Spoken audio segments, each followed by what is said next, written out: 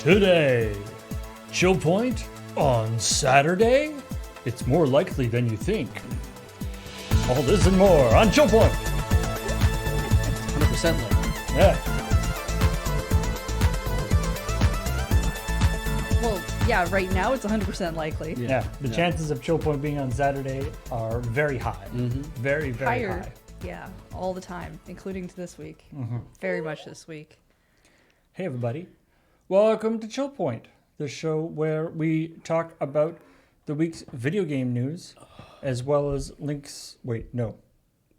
I got Stories. my stories. I was about to go as well as links to the calendar and all that good stuff, which is the different part of my. Have a good night. Yeah, you lock into your spiel. All right. Mhm. Yeah, Also, clearly we're not let made, me- we're not built for Saturdays. Let me actually post things to Twitter. Oh, and you're Mastodon. gonna let people know that we're streaming? Yeah, Okay.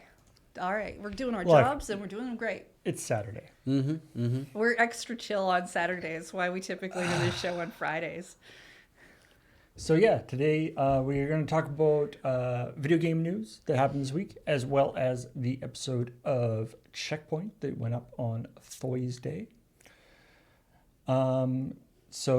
Yeah, let's get into it. I remember nothing.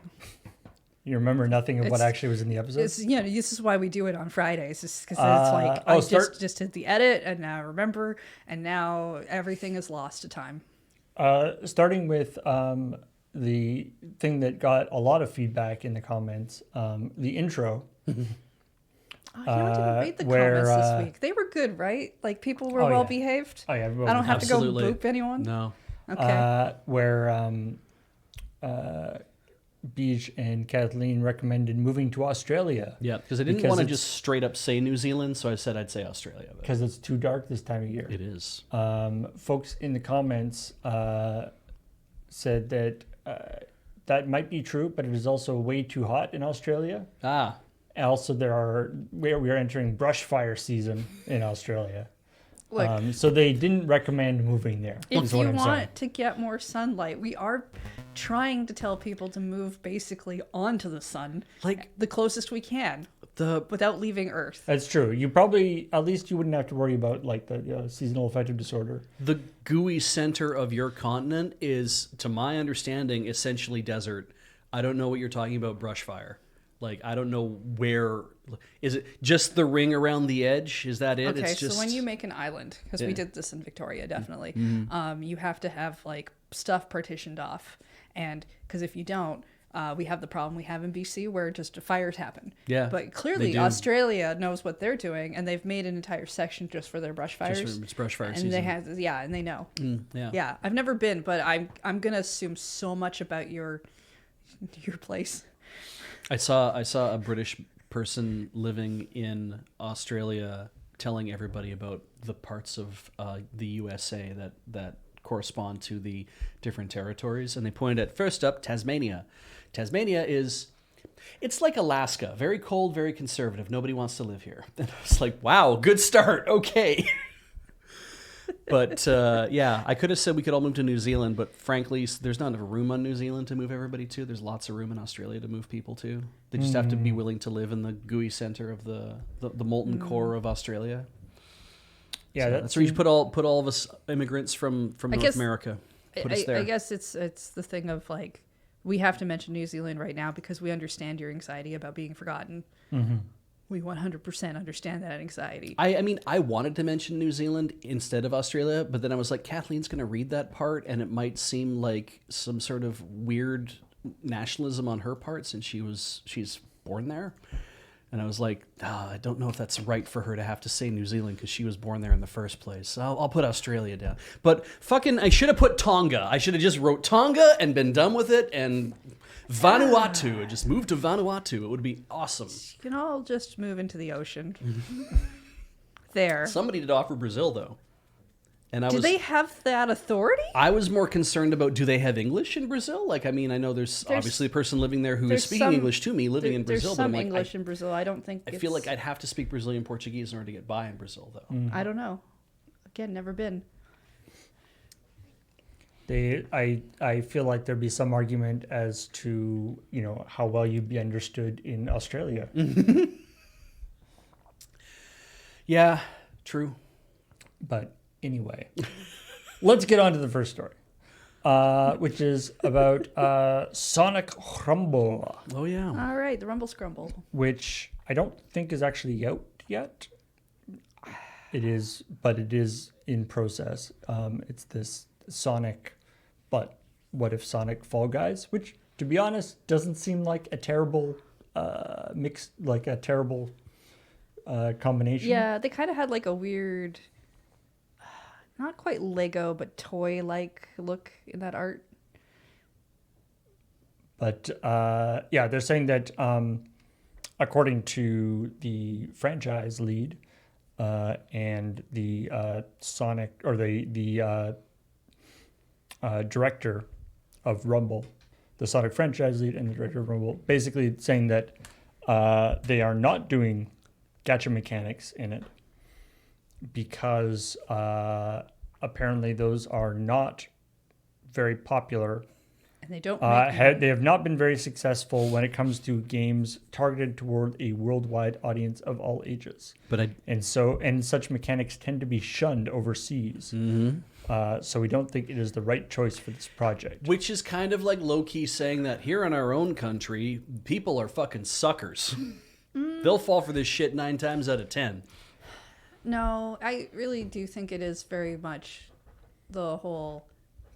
Because there's so many mobile games that have kind of, once some laws have gotten into other countries, they just take that game right out of the country. Because there's instead no of- other part of the, that half of the experience is the money part of the experience, which is how they have to keep making the game. It's not even when microtransactions have to be out of the game, even in some places where the rules are just like, oh, you have to post, in order to keep them in, you have to at least post, say, the percentage rate drop. Yeah. Because they want to put that in the game on every version. That I have seen some games just be like, okay, well, I guess you don't get that anymore. And as those laws get more restrictive, there's more of that. And I mean, and as we've seen certainly that gacha mechanics and loot boxes and stuff are sort of the epitome of when you have a game mechanic or something going on in the game that people don't like, but is also very successful. Yeah. Right? Yeah. So, like, a lot of people complain about loot boxes and gacha mechanics, but the numbers say that a lot of people also buy them. Yeah. And so it's that thing of like, So- how much do we care yeah. about the PR aspect versus the making shed 'Cause- loads of cash Yeah. aspect? Nobody likes wiping their ass, but we all buy toilet paper. Except you don't. I don't. Go ahead. Because when, if we all remember Concord, for its Barely. brief period of time, it came out as a $40 game Mm-hmm. with no microtransactions and things in it because they said that was what people wanted. Yeah. Right. And one of the main complaints from every podcaster I listened to was like, oh, you can't just do a game like that where somebody has to put $40 out of pocket. It should be free to play and be full of microtransactions. And maybe then it would have been okay. And I'm like, I thought that's we what all we didn't agreed want. that we didn't want that. I think what's happened there though is that I keep wanting to use the term de rigueur over and over and over again. I should not do it. What is common, customary at this point is that somebody looks at Concord and they're like $40 for a AAA game and no microtransactions, whatever, right? And they're like, well, there's no way that could succeed because you need to, that game should be free to play with microtransaction. Like, it's like that the rest of the sentence belies the thing that they want. It's like, I want my game to be free. I want you to give me, I want the tube with the sugar water in it. I don't want to have to put a quarter in to suck from it. I just want to suck from the tube. I know you're being incredibly cynical, but I don't think that's what a lot of people are actually saying. But we've come around to this thing of like, well, if I want my game to be free, then I know in a way that it has to be free to play with microtransactions or subscriptions or all these other kind of things. I want to be able to get into it and then pay a bunch of money to get to the other Most of the side people of I'm it. listening to, again, because they're podcasters, they have to buy shit to play stuff anyway. Yeah. What they think is if it's free to play, that most people will download it. Fortnite gets away with this shit because of that kind of thing. It's got more It has more people who will play it because they could just try it out. Yes, stuff has to have microtransactions in it because we don't know any other way how a thing will make money in the capitalism that we live in. It would have almost been better for Concord to come out and be like, you can play me free for 2 weeks. I feel like you being like, oh, everyone just wants their shit for free, give me my free blowjob machine, is way too cynical a take. I am going to continue to be cynical about that because human nature is that I want as much as I can get for as little of my own outlay. Like that is part of human nature, is that it's like I would like to, I want to expend as little effort as possible to still be able to survive. Part of does not make us completely that. No, that's true. And it's also, a question of the market and stuff, right? Like Concord is moving into was trying to fit itself into a area of the market where everybody else is free to play. So that obviously makes the proposition quite different. That's very true. Trying to fit into some other and I'm market. not saying it's like I don't want us to just like barge back into Concord. That was an example of like in this state we have this person being like, hey, these things don't seem to work well, and yet we all know that's kind of not true. In fact, here's an example where people are like mad that the game wasn't free because maybe it would have been more popular then. Yeah. But in the case of the actual story, it's probably more to do with the idea that there are laws showing up making that kind of thing harder. And if they do want their game to be for all age groups. And interestingly, now the interesting, like he is talking also about like, in Asian markets, it's common to have to spend thousands of yen in game until you draw a rare character and finally get to move on. So what he's talking about is, pay to win style stuff, right? Because of course we've got that sort of division, of the sort of the actual in like things that affect the game and things that are cosmetic only. Yeah. Mostly cosmetics, and then like your power-ups and stuff that you can pay for or whatever. And so in this case, what was actually I found interesting is when I was sort of looking for graphics and stuff for this story, is he's talking about in Japanese and Asian markets it's common to have to spend things. China in particular is actually starting, has actually been one of the least. It's starting to sort of the most hostile against this kind of stuff. They're the ones who are putting the like you've got to have your you're putting strong limits on what gadget stuff. You've got to have all the actual odds of winning all.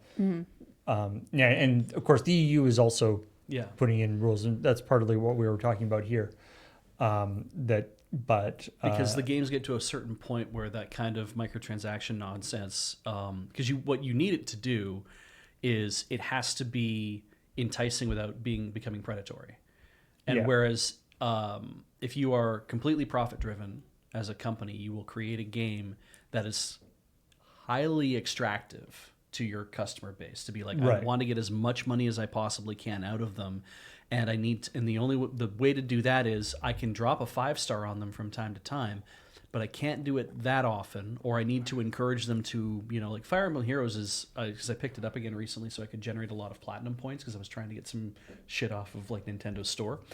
And so I jumped back in. I'm like, oh yeah, this whole thing of like, go to the gacha side, you get a single 5-star for free, but if you're willing to pay orbs for the rest of the 4 draws in the 5-star thing, or you get one one spin for free, and then you have to pay for your remaining 4 spins. And I'm like, that's a very positive way to get people to spend money on orbs, or to try to generate more orbs so that they can actually do this stuff, because you can't play a single game of Fire Emblem Heroes with one character. You actually do need to create teams of characters, and then you also need to have multiple different teams of characters that are good at different things, so that when you're in different, and it's like, yeah, you do need to do an awful lot of that gacha business to play this game.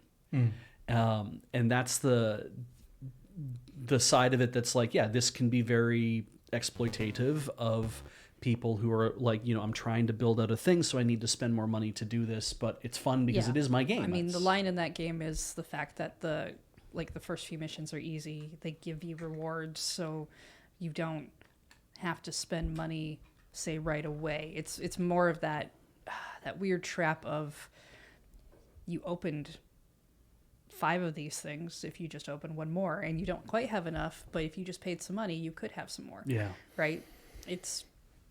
But they don't want to, if they immediately were like, okay, we give you this first character, because I think, so long since I've played Heroes, I think you get one of the new characters they make for that game. If they were just like, here's your character, you'll be able to get through like maybe 2 missions. Yeah. Now, if you want orbs, you have to pay for them. Yeah. Or you have to do enough dailies to get No, to... no, I'm saying if they said it that way. Oh, if they did that way, they don't do anything free, right? That's a harder sell. It is true, yeah.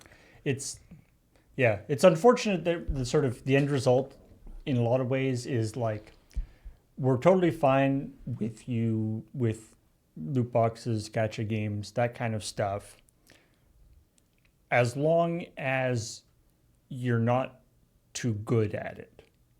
Yes. Like, it's like, we're okay with games having that content as long as it hasn't been so optimized Against the consumer? that we find it to be sort of insulting or that we find it exploitative. But where that line is obviously is different for different people. But it's the idea that like the mechanic is fine. Yeah. But just don't do it too much. But also it's driven by the consumer as well, because the person who's playing the game, your gamer who is playing the game, if they're like, man, I never pull an ultra rare or even an SSR or whatever, like that kind of thing, right? I don't pull 5 stars. They will get frustrated and leave. They will do that because they're like, if all I'm pulling is 3 stars or regulars or like, that kind of thing, and they're feeling like I can't get any better result than this, man, screw this game and walk away. That's why, like, I know Love Live does this, where you have a 10+1 pull, where if you do the higher thing, You pull 10, yeah. you pull 10, and then your +1, I think it's your plus. One of them is guaranteed to be the higher ranking card. Right. And so like always. Yeah. And I think that with Sonic Rumble, bringing us all back to the story again, what I think is there's 2 things that are going on here where they're like, oh, well, allow me to balance my cynicism with some optimism. The fact that they are saying we have found that people overseas do not appreciate a loot box, gotcha mechanic, that kind of thing. So therefore, we don't want to make this game have that, because they're like, oh, we're thinking of you, the gamer. It's like, well, I'm sure that they are. And that even if it does take government regulation in multiple markets to say that people have complained about this and we don't like this and we want to put a regulation in to stop this, it's like, okay, that might be for the benefit of the industry. It might also be to the detriment of the industry, but it might mean that consumers are having a better time of it. I'm like, I'm optimistic that even with regulation, that will become more of a prevalent attitude in making the games in the first place. Be like, we know the regulation means that we can't go hard on this or we can't do it at all. But the way we have to sell it is to tell everybody the thing where we're like, we're thinking about you. And I'm like, well, then I hope by repeating it, you're faking it till you make it. Now, like it actually becomes something you believe. I'm not against your points in any way, but I just want to point out, you said loot box mechanics and stuff. And I know we say those words a lot to generally mean the kind of like interchangeably microtransaction stuff. Yeah. Because a lot of microtransactions are loot box based and gacha based and stuff. But the loot box mechanic has existed technically prior to microtransactions, where they are just kind of things that happen in games that are random, and when they're not, and your RNG, depending on how that's balanced, can make that really fun or real awful too. Mm-hmm. But you can have fun with it without it being tied to a money thing. So I kind of don't want it to be like, oh, nobody likes loot boxes at all. It's like, we have fun with the surprise mechanics. Mm-hmm. I've never really like the money.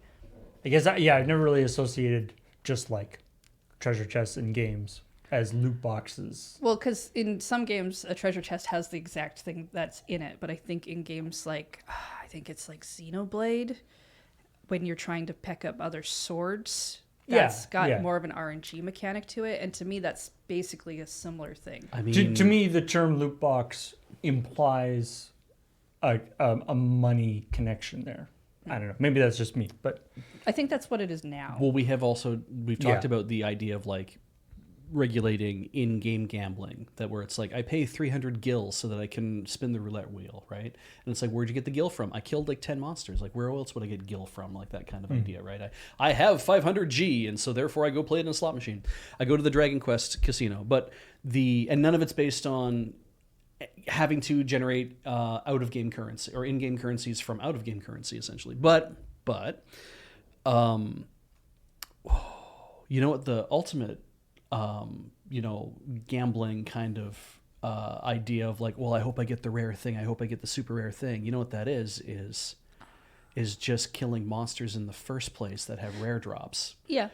This guy has a 1% chance to drop a sweet katana, and it's like, I need that sweet katana for whatever it is that I'm doing. It's like, right, but you have to fight 1,000 of these monsters before one of them finally deigns to drop you a sweet katana. It's like, well, so how far do you take that to a point where it's like, oh, well, there's a guarantee. We had to build a guarantee into the game that if you fight 100 of these monsters with a 1% drop, is that they will drop that on the 100th monster. Absolutely, because the chances go up the entire time. Okay. You could go that far and saying that you can't have 1% drop shit anymore. I feel like we're getting maybe a little too pedantic. I'm having fun digging into it. Some people are saying in chat Vampire Survivors is a better example of the kind of a loot box style thing that doesn't involve money. I've not played Vampire Survivors. Now I feel like I have to. Thanks, chat. It's a great game. I mean, it has I guess that's the thing. Like, just random pickups. I don't think would be. You should. You'll like it. Not loot boxes, but you can't tell me what I like. No, you're probably right though. Let's move on. All right. To talking about something much less controversial, Roblox. Oh, right. I'm sorry, you said less controversial? Yeah. Cameron wrote this for us. Oh, right, because we all agree that Roblox is evil. That's not controversial. Yeah, right, not- okay. not no, controversial at all. I'm understanding. Everyone's on the same page. We So all agree. There's sort of two parts to this story that were, and sort of, as Heather says, nobody was really, and to be honest, it's not even that much of a surprise, although it's sort of a depressingly Still keeps happening. depressingly unsurprising thing. The idea that and now we've talked about Roblox in a lot of different contexts. In this context, this isn't even talking about exploitive, like, employment practices for, like, the game itself. getting kids to design levels and stuff. This is specifically talking about Roblox massively overinflating the numbers of active players. Yep. Because and them saying that they have no way that yes, there are bots or people multi-queuing or whatever. Yes.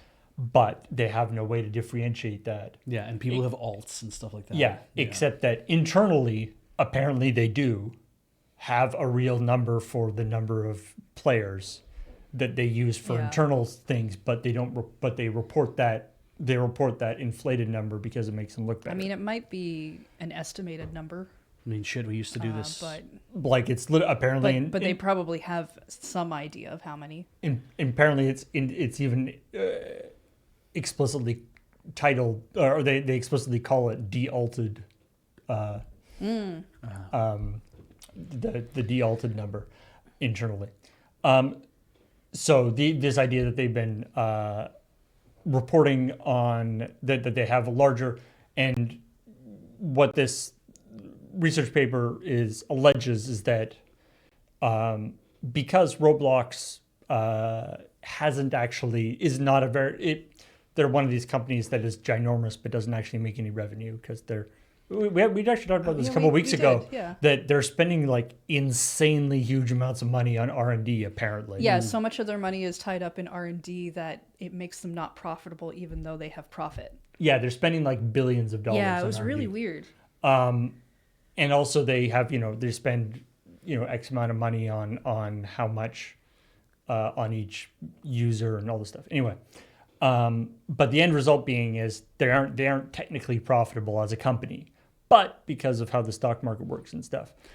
So how the stock market works, they're still a big company, and this research alleges that because their stock price is based on rather than their success as a company, the perception of their success as a company, which is obviously tied to the number of players that are using it and the various statistics like that. That this is that the fact that they are not reporting the correct numbers for this is could be considered fraud, or at least is a very questionable practice. Yeah. And it means that the company is vastly overinflated in price. Yeah. And then, of course, there's the second part of this, which is that that they have found that they say that a lot of there's content on the Roblox system that they aren't sufficiently moderating. And that there's lots of the actual report goes into a lot of information about different stuff, but there's lots of sexually explicit groups, chat rooms, games, stuff, whatever. Jeffrey Epstein was great, kind of. There's like a bunch of usernames around that kind of thing. $12 a day to try to moderate a bunch of so horrific that content. In that they're sort of their moderation team that they've sort of talked up. There was an episode of Lucifer that had like a whole thing about that and how depressing that makes people and how the turnover and a group of people like that's real hard. Yeah. The Roblox destroying lives in so many ways. Yeah. The name of the story, the name of the title of the second part of the report, I thought was really good. Our in-game Roblox research revealed an X-rated pedophile hellscape. Like, it just kind of starts with like, oh my god, like, it's incredibly incendiary. But also, if it's true, it's like, yeah, this is kind of there are shitty pockets, because it's like, I don't think all of Roblox is like this, but I'm sure there are pockets of it that people are, that kids are getting drawn to, especially. Like, we always say, like, oh, the children. And it's like, yes, the children are resilient, but also the children are vulnerable. And so, and unlike a lot of, there have been similar accusations against, say, Reddit or YouTube or whatever, that there are these things. Unlike a lot of those things, Roblox is sort of explicitly targeted towards, like, as a platform, it is explicitly targeted towards kids. Yeah. Yeah. I agree that children are stronger than we think most of the time, but I really hate hearing phrases like the children are resilient. Yeah, because it's like you can't ignore the fact that also children are vulnerable and gullible, and they do stupid things that are like hedonistic a lot of the times. Like it's I'm being covered in slime. Yeah, and also, just from a purely, like, we as a society have decided that that's not something, like, we Roblox's know that. defense is not, we think kids will probably be fine with that. Yes. Like, we've already established as a society that we are not going to do that. Yeah. The question is not whether it's okay for Roblox to allow that. The question is, what is Roblox doing to prevent it? Yeah. And are they doing enough? And the answer is, we Apparently don't. not. It does not look like they're doing enough. I don't think they're doing shit. Now, the thing with this is, like, as Cameron wrote, like, he doesn't at any point, and I have to agree with this, he doesn't at any point say that what Hindenburg Research is doing is a bad thing, right? It's incredibly mercenary. It's really sketchy. Like, it's a skeevy ass thing to be doing. That seems legal. So this is the other kind of interesting aspect of this story. In some ways, possibly the more interesting aspect, just because the Roblox thing is not, I think anybody who watches ChillPoint, it's not news in a lot of ways, which is depressing into itself. If this is news to you, please just... But, yeah. I'm sorry. But the idea of this company, Hindenburg Research, which has been around for a number of years, I just hadn't heard about them before, and they've released quite a few different reports. They're not specifically targeted towards video game stuff. They've done things with all sorts of medical companies and different other companies. But the premise of this company, I find personally quite fascinating, and this idea that you can, that they are, explicitly their mission is they do research on companies that they believe may be involved in some sort of malfeasance or some sort of, not even necessarily like illegal, but some behavior that is not good. Yeah.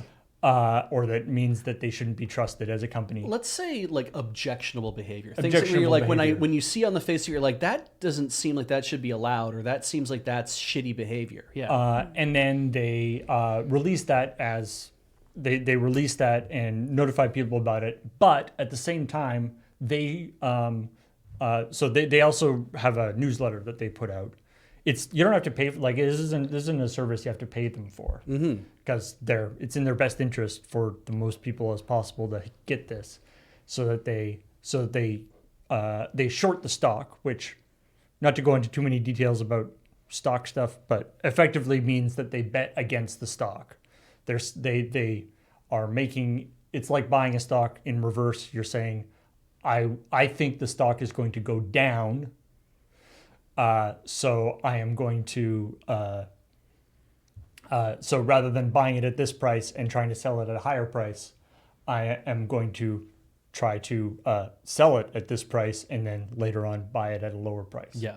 That's the hope. You're making an agreement by, generally what it means It's is like that future sales. it's like what you're doing is you're saying, I agree to buy your stock when it hits this price, kind of idea. Oh, Or like But you're borrowing somebody else's stock in a way to do it. It's a really weird. It's a very weird thing. The stock market is a game I could ever play. No, So, and to be very clear, this isn't a Hindenburg research thing. No, Shorting no. stocks is a very, very common thing. Yeah, it didn't. Whether didn't they do that with GameStop? Isn't that? Yeah, there's that all was sorts that, of- That whole thing was Yeah. like our gaming example. Whether you think shorting stocks should be allowed or not is sort of a separate question. There are all sorts of arguments about why it's kind of a weird, sketchy thing to do, but it is part of our current economic stock trading system. But then, so the idea is that they do this, and then so that when they release their this report, assuming people believe the report, theoretically they will be selling. They will be like, we don't like Roblox, or we don't like whatever company. We'll sell the stock. Stock price goes down, and then they make money off of it, which is interesting because it's like, one, obviously they're making money off the company not doing well, so it is in their best interest to put out a report that has the most bad stuff in it. Yeah, detrimental to the company's reputation, or Right. Yeah. So, and as we said a couple times in the story, that does, open up some questionable motives, but it does not negate what is in the article, which is quite well sourced. Yes. With screenshots and all this stuff. And one would argue that if they are lying about this, if they are doing some sort of hit job on this, Yes. they're going to get in a lot more trouble from like the SEC, the Securities Exchange Commission. They're very much in danger of liability. Right. If what they're saying is proven to be not true. Yeah, let's talk about why this is that if you are the CEO of a major company and you stand up and say that I don't know, that you can hit my car with a bullet, and the sides are bulletproof, and so if anyone tries to shoot the side of my car with bullets, it will completely resist bullets and nothing, and then the car goes out on the market and it's not bulletproof. It's the SEC like essentially says that's just CEOs corporate puffery. Like there's certain things that like we call the CEOs, like people within the company have a higher bar to proving that shit that they say is actually lying. And CEOs can lie about their own companies, and they do it a lot. But I want to get you now on that. I'm not going to disagree with that. All right. But there's certain levels of what you can say about what your expectations, the performance of your company, and things like that. And that's just like, as somebody had said in a comment, they had said that is corporate puffery. That is a thing where it's like, I am confident and I am letting my confidence reign supreme, and I'm overselling the idea of my company, and that's something else. Now, if a CEO came out and said a whole bunch of bad shit about their company, it's like, no, we're not doing very well. Everything's going poorly. Everyone's leaving. Nobody knows what they're doing anymore. That would be really detrimental to the company. But it would be hard to prove that the CEO, because they represent the company and they're supposed to have they have the fiduciary duty to their shareholders only, to make sure the company is doing well. The shareholders might react by getting this guy fired, by turning around telling the board you have to fire this guy, but you couldn't really. I don't know if there's anything you can do to sue the CEO into tanking the company. There might be some things to do there.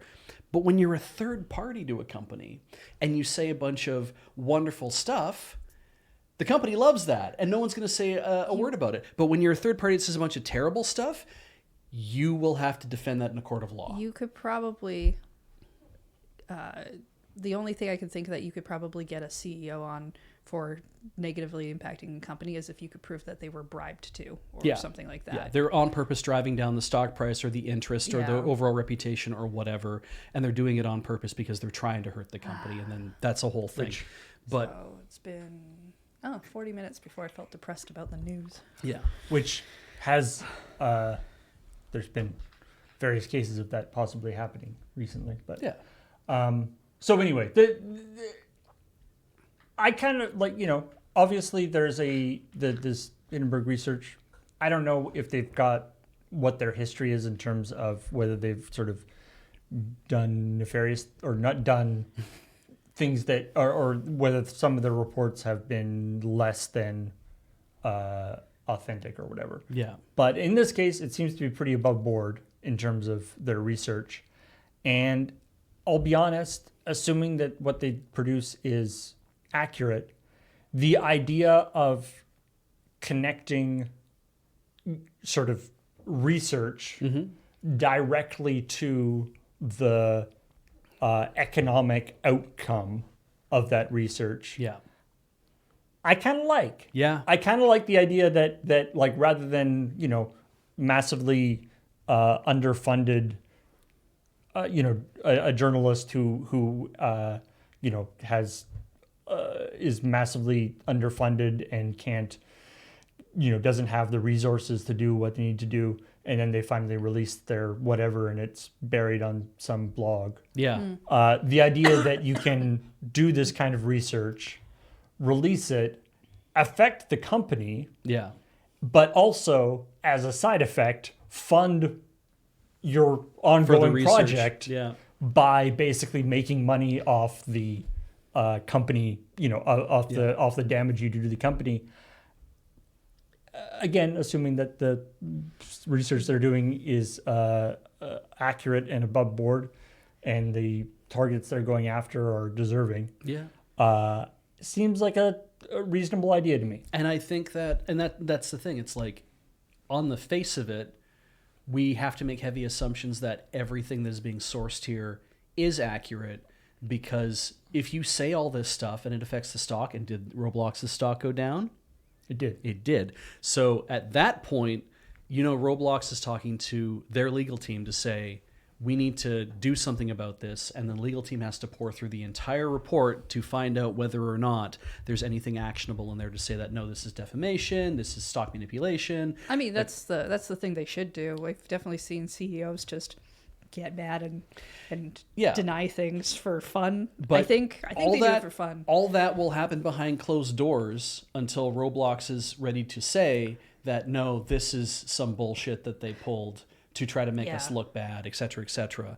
And so I know that if I was a person that was trying to publish negative information on a company, that I want to be dead sure that I have everything correct, so that if they come after me, I can be like, no, I'm in the right here. And you want to go to war over this? Then let's go to war over this. I just made a shit ton of money off of shorting your stock, so I can also afford good lawyers.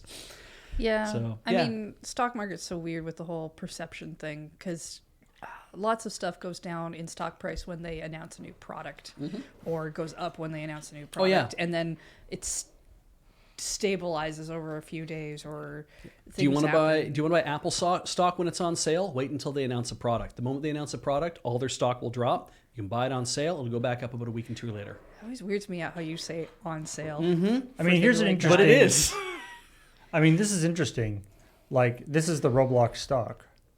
This is when that report was released. Yeah. October 8th. So but so there's a massive drop, but then A recovery. comes back. So Well, because that's also to do with perception as well, right? Because it's like there's this massive drop. Why? Why is there a massive drop? Because Everybody freaks out. as the thing comes out, and like, what the fuck? And then everyone starts to sell their stock, and you see a whole bunch of people start to sell stock, and it just comes down and down and down. yeah, like the that. scale is not zero, by the way. And everyone else is, everybody else though is also like thinking, well, it's time to dump Yeah. my short. So they start doing that as well. They make their little bit of money. People hold on longer so they can make even more money.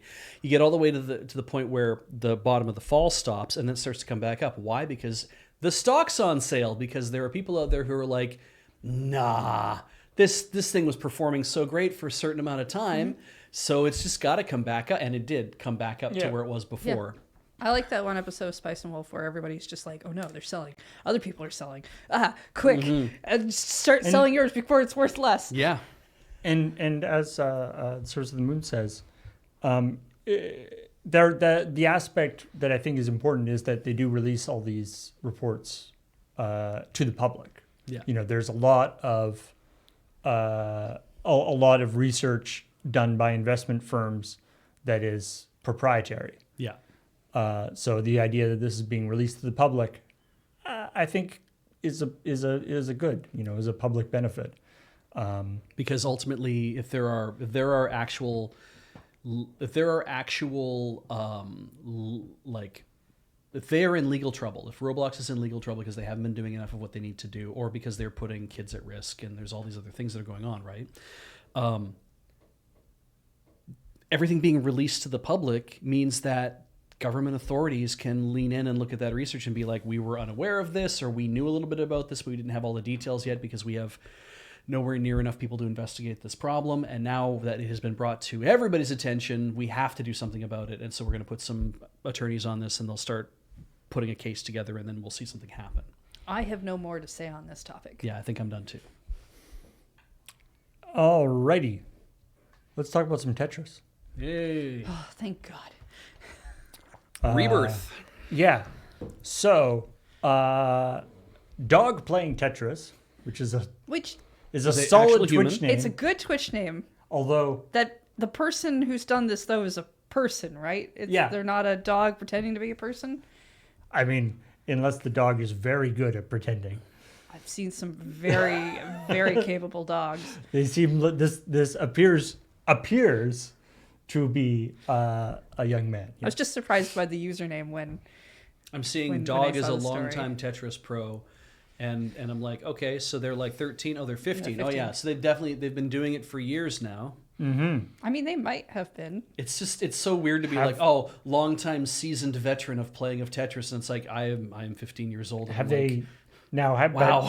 wow. But have they people seen them in person? Mm-hmm. Could it be a dog using some sort of human VTuber type avatar? Wow, VTubers have gotten real good if that's the case. Yeah, Because yeah. like being able to have, I believe in that story, it's after the getting through to the next thing, there's like a victory and like just laying down on the Yeah, bed in yeah. the background stuff, and like that's some really good VTuber rigging if that's the case. His Twitch avatar is adorable. It's like a dog Oh, it's very cute. with like a little NES remote. He is Yeah. best known for back-to-back victories in the 2020 and 2021 Classic Tetris World Championships. That's why they call him Mr. Two-Time. Nice. If he wins again, does his nickname? I have hope to they change? don't. Dr. Disrespect calls I know, himself Mr. Two-Time. I'm just letting you know that. Yeah, I really like. I Although mean, if that he away. wants to take it, that's You good. should yeah. take that nickname away. we don't have to talk about that. So anyway, the idea. So the thing is, so this guy has been playing Tetris since 8, apparently, since the age of 8. Now 16 years old, and he is seems to be the first one, at least, to have verified that he has he basically looped Tetris. Yeah. He played. So the history of this is that there was a certain point, I forget what level it is. There's a certain point where Tetris doesn't get it's the point where Tetris is supposed to stop. 171 or 151 or something like that. 155. Like there's different Well, levels. Where it can, 255 is the rollover for no, levels. 255 is the Yeah. rollover, but I think there's different levels depending on what you do that break, right?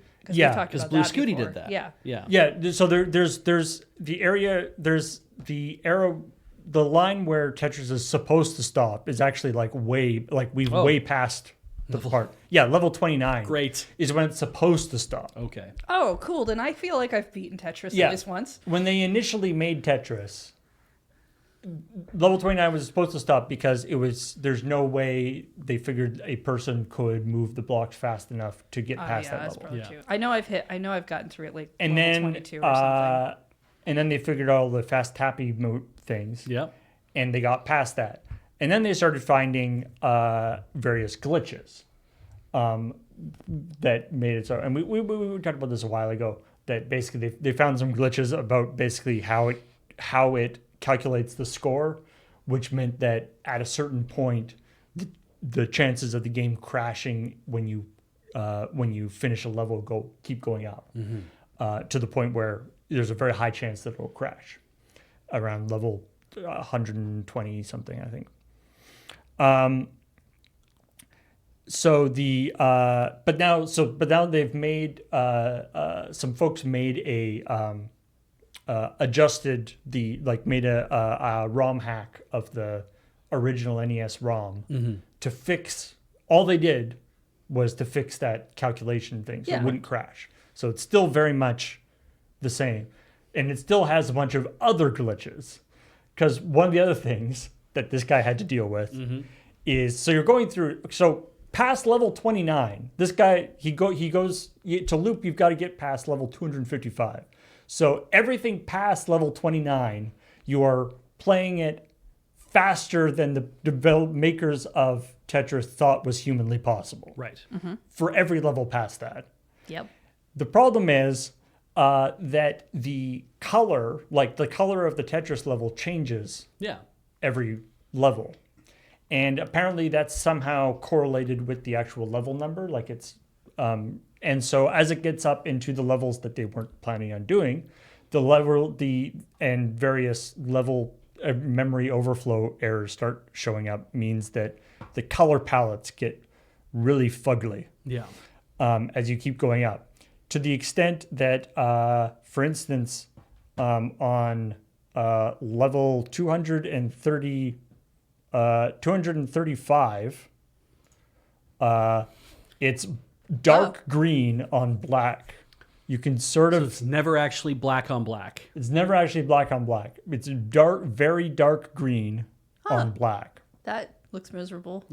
The other problem is because of various memory weirdnesses on level 235, you have to get 810 lines in order to actually pass this particular level. Like the amount of lines that you need to get to the next level starts going all wonky too. And it happens to be that this level, which has the terrible color palette, also requires 800. For the entire run, he spent like 20 minutes on this one level because you have to get 810 lines. But so anyway, that's just one level out of hundreds that you had to do past the thing. Yeah. How long did this take? Does it say? 80 minutes, I think. I mean, if he's clearing lines incredibly fast, then yeah, he might be able a little over 80 minutes. 3,300 lines he cleared. Jesus. In total. Well, I mean, that's 80 minutes for the run, and then however long it takes you to get through the multiple times that you maybe have to start over. He's been playing for 8 years. That's for one continuous run. For that one run. continuous run. That's still way too much for me to want to invest in, but wow. So anyway, that's really impressive. So he got the whole way through, and then basically it looped back to level 1 again because the counter only went to 255. It loops back to level 1 again, and as the say in the story, he's super excited, all the stuff. I love the little detail that at level 1 speed, this guy is so amazing at Tetris that he can effectively like go have a nap between button inputs at level 1 Tetris speed. Like he like goes and like lies on his bed and then comes back and adjusts, changes. Like that's how at level 1 Tetris is so slow in his sped up Tetris perception. He can have a micro sleep and he can come back and be like, "Oh right, yeah, Yeah, Okay. and you see in the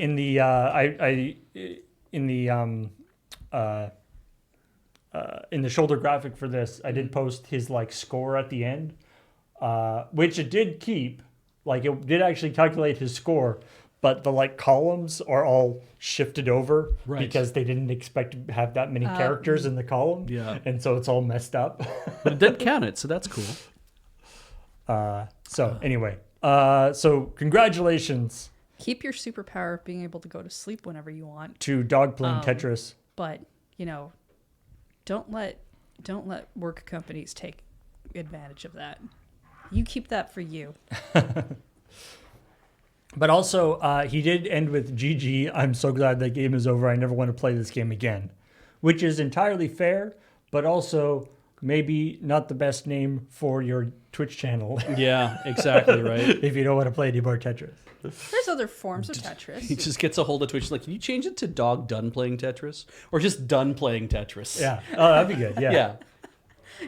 Never playing Tetris again. It's long, but very memorable for some reason. And then finally, well, not finally, but last story that we did in the main episode. So I believe that this would be the part where if Adam was here, he'd just scream, "Wake up!" into the microphone. If you, if you are between Tetris moves and you want to have a little nap, but want to It's time. make sure that you wake up for the next time you need to move. Yeah. Well, then Nintendo has the thing for you, the Alarmo. Wait, the sound clock Alarmo. Sound clock : Alarmo, Yep. which That's almost feels like they want to release more than just a single sound clock. It's, I mean, I'm a little surprised it only comes in one color. For now. For now. Yeah. I'm looking forward to Spice Orange. Which Or maybe Christ. purple. Well, I'm kind of no. They're gonna release a gold one for Zelda? Yeah. I wish they get off of gold things for Zelda. Yeah. Dark green, hunter green. Yeah. Come on, Such a let's good go. color. Yeah. The takeaways from the story is that yes, it doesn't seem to it doesn't work if you have more than one person in your bed or a pet in your bed, which is a shame. Although I could see why that could cause issues. I mean, I want to point out that a lot of sleeping things that work in this way that are going to detect movement, either because maybe they're supposed to detect the movement by being on the bed like Pokemon Sleep does, or other stuff, also doesn't really work if there's more than one person or pets in the bed. So I want to explain what this is. Okay. Okay. What is an alarm clock? So an alarm clock is a clock that you can set to sound an alarm when a certain time is reached on the clock. Good start. Good start. So the purpose of this thing that they've created is it has a motion sensor built into it that can look at an area. This would be your bed. You have to take some time setting it up. Ideally, so it can that's face how your you bed. would want it. Yeah. And it can detect movement in the bed. And if it notices that your clock starts to go off, it's not supposed to be looking at what you're doing while you're sleeping. It's not a sleep tracker. What it's meant to be doing is when it knows it's time for you to get up, that is when the motion sensor will come on to see what's going on. And then if it detects movement because it's playing like little environmental sounds or little like soft, gentle music or whatever, as it starts to see that you're moving around, it's like, oh, I'm going to make coin sounds or other sounds to kind of encourage your brain to start actually waking up because it can hear all these things happening. Yeah. And as you move, then I'm going to do more things to kind of help support that idea. And then eventually you stand up, it plays a little fanfare, and then it shuts itself off. So you don't have to turn it off You yourself. don't have to touch it yourself, and you can start your day at that point. It is always on, obviously, and it is Most clocks are. Yeah, most clocks are. So it is always. It's not battery driven. You have to plug it into a USB. It's Honestly, got a USB-C thing. good. Great idea. And it is a motion sensor, and it is Wi-Fi connected. Why? So that you can download new things from the internet, new scenes as they call them, which is basically a collection of sounds and pictures because characters show up on the screen and stuff. And the idea of always on internet connected motion sensor staring at my bed is real freaking weird. It does make me wonder, because I don't know, but it does make me wonder if it's not always on Wi-Fi connected motion sensor. It's always on motion sensor that when you want to download new scenes, you press the button. It's like, I will now connect you to your internet connection. And then when it's done, it will disconnect from your internet connection and not connect itself back up. I don't know that. Don't know. I'd like to interrupt because I had this thought and then Account for Ants got there before I could say it out loud because I was trying to be very polite and let you get through your entire thought. But the idea that basically Nintendo's going to turn all of their stuff in the same way that Apple has like iPhone and iTunes, and now they're just adding an O to everything instead of the next Switch is actually called Switch-O. Yes. And I kind of want that. Yeah. And I also kind of don't. And there are two wolves inside of me, chat, and I don't know who will win. So I didn't need that thought today. We have established what this thing is. Let's and it has so obviously, so I mean, I do like the take that I've seen a lot of people, we did it too, that a lot of people, this is sort of Nintendo trolling people about new hardware. Yes. Oh, now, no, I love it when that I don't know if happens. Nintendo actually has enough, I don't know if Nintendo really has that much sort of self understanding to know that that's what they're doing to people, even if that is definitely what they're doing to people. Someone does have to have brought up in a board meeting, being like, people are going to think that this is a. They know people want the new whatever because they keep telling us every time there's a new announcement. Like, it would have been funny if they had been like, "Hey, new Alarmo," subtweet. No, we're not going to talk about the Nintendo Switch whatever yet because they've been doing that at the end of so many things lately to try to temper expectations. But people have been waiting for the new hardware for so many years that I remember the Switch Lite coming out and we were like, hey, look, it happened. The OLED coming out and we're like, oh, hey, look, it happened. It's still not the thing you want. And now we have an alarm clock. Yeah. And kind of great. And I'm just like, how many more things could you have? I mean, there was another one that day, but let's finish talking about the alarm clock. Yeah. So anyway, it's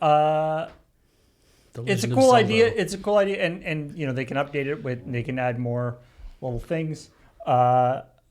Maybe depending on what your particular morning routine is, it might feel slightly patronizing to get up and every time you get up in the morning, it goes like da da da da da. It's like. Just woke up in the morning. Like, do I really deserve this? Well, yeah, fireworks. So maybe depends on how it's getting up in the morning. Exactly. I mean, it depends on your particular morning routine. I have thoughts on Alarmo. One of which is that the only thing design-wise that lets me down about this is that they did not go for an OLED screen instead of an LCD screen. I know that would have probably driven price up by $3 or $5, or maybe $35, or maybe $350. I'm not really sure what it would have cost, but it's a little 2.4-inch LCD, and when you see all the pictures of the actual hardware, you can see where the screen is with the black surround. Chintzy, and I'm just like, oh, you guys should have gone for the money. The $100 alarm clocks are rare. You're not going to find too many of them out there. Most alarm clocks are like $10 or $15. So it's like, you want to occupy a premium side of the market that's very fun and very interesting and interactive. You have a service behind it where you're going to be developing scenes and stuff. And I get that you got to make money off of it, but I feel like you put a few more bucks into the cost of materials to make it actually look like a seamless front. That would have been much more interesting. Secondarily, they did allege that we're going to see new scenes come out all the time. And I was like, oh, okay. So then, maybe that's an NSO thing. Maybe that's just having Alarmo. Maybe that's expansion pack on NSO. But our Animal Crossing is one of the ones that they mentioned. And I'm like, it would be excellent if you could walk into the room and smack the button on your Alarm Crossing clock, and it would play the music from the hour in which you are in. Because every hour, the music changes in Animal Crossing. There's so much music. There's so many different variations of the same music in Animal Crossing, and it's amazing. I don't think they tie this, like, currently you can only buy it on I think you can buy it at the Nintendo store in New York, but Nintendo Switch Online, you have to have that in order to buy it off the website. I believe they've said that they intend to have it out in retail and other places in 2025. Because I think it was My Nintendo members got to go first. Yeah. And so I don't see them being like, oh, did you buy a Nintendo clock? Well, you better have Nintendo Switch Online to get the new scenes. I don't see that happening. I think that's way too weird.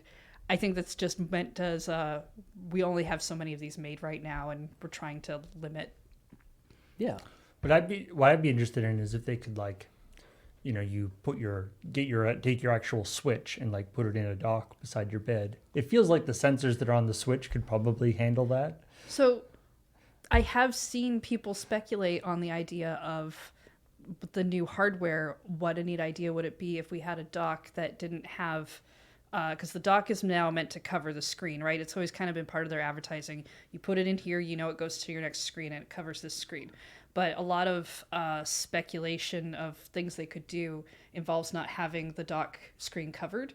And what if the new system essentially turns into a clock while it's on your scene, and things like run around and stuff. Yeah. And it's just kind of like, well, but they made an alarm clock. I mean, it doesn't negate that they could do that still. Yeah. But Also, in terms of adding scenes and stuff, the amiibo.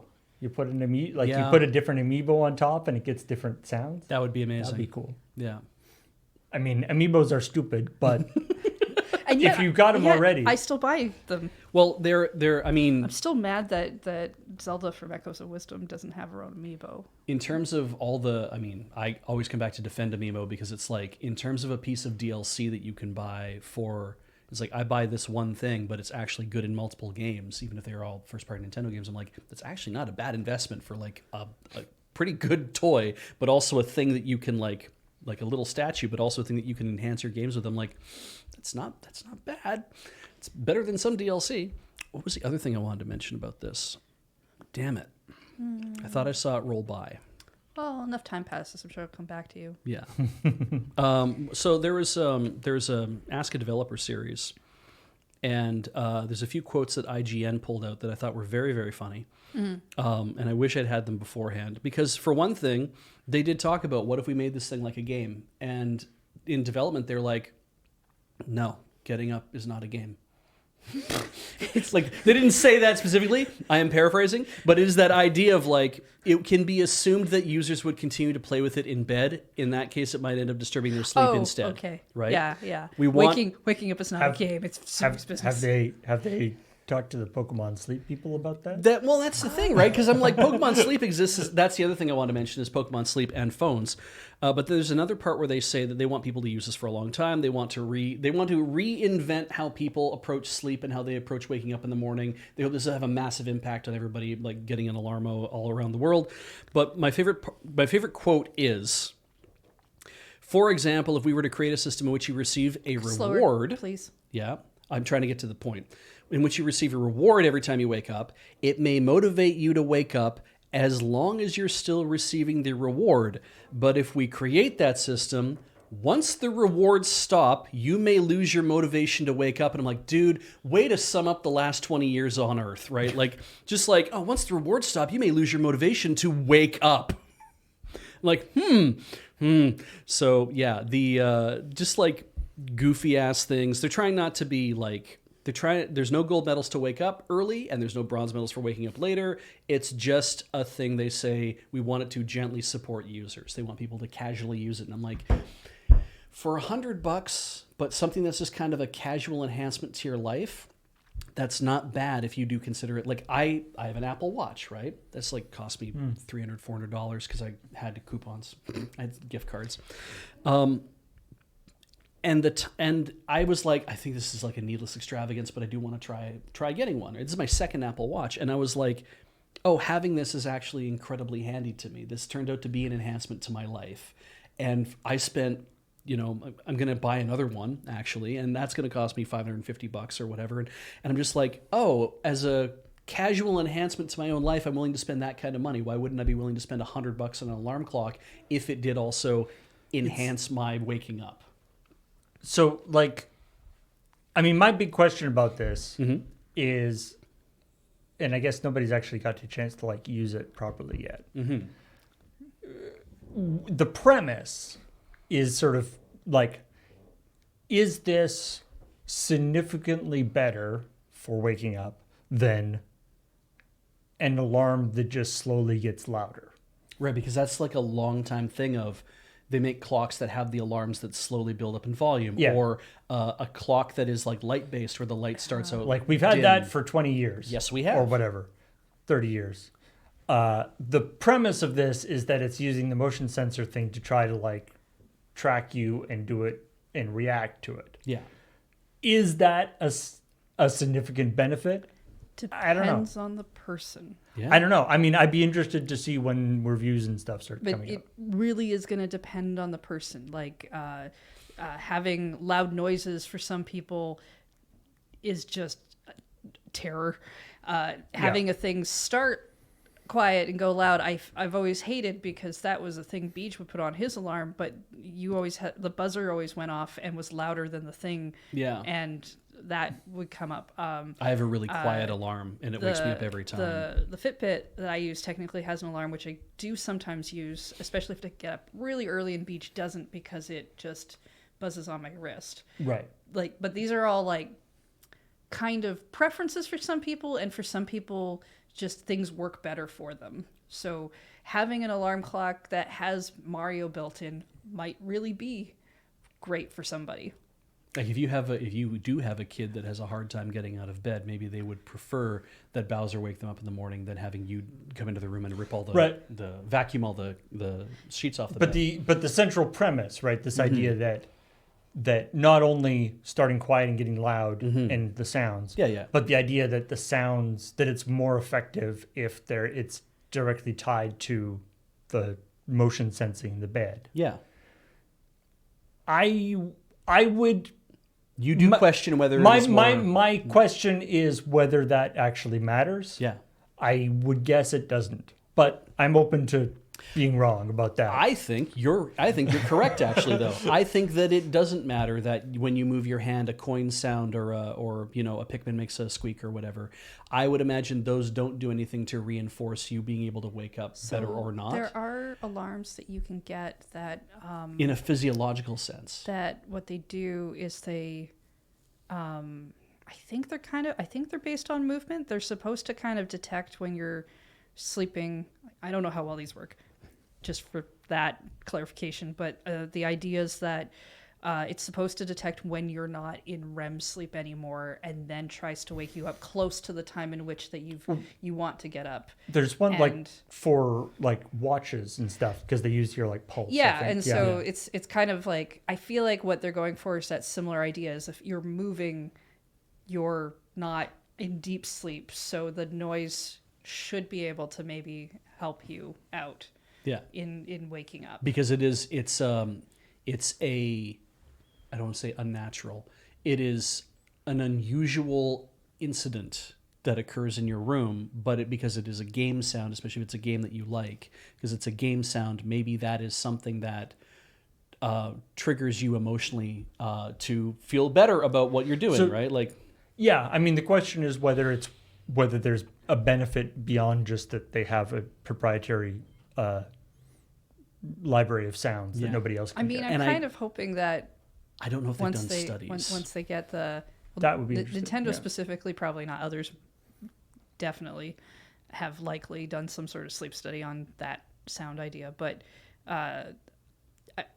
in a way, I kind of hope they just make an Alarmo app that they might not be able to call it that, because that's confusing in the terms of people might think it works with the clock, but the idea that I could just download something similar, or I mean, I guess I have a phone. I can go find some files. But I know that these are all. No, I things- think you're right, though. I'm mentioning this more for chat. Sure. Because I know someone's going to say, you can get game files off the internet and do things with your phone. I'm aware. I think that the idea. So I did talk about phones briefly about this, and I guess an Alarmo app. I love the idea of like if you are a person who can't be, the Alarmo doesn't work for you, but maybe $1.99.